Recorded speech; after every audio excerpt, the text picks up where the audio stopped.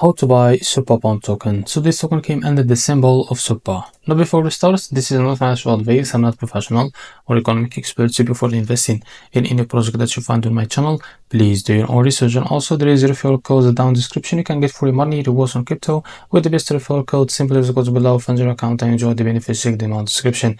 Now before going on by this token, make sure to check the account and keep engaging with the community. As you can see, they have 237 members. So as you can see, this token is available on the screen. To be able to buy this token, copy the token address from here.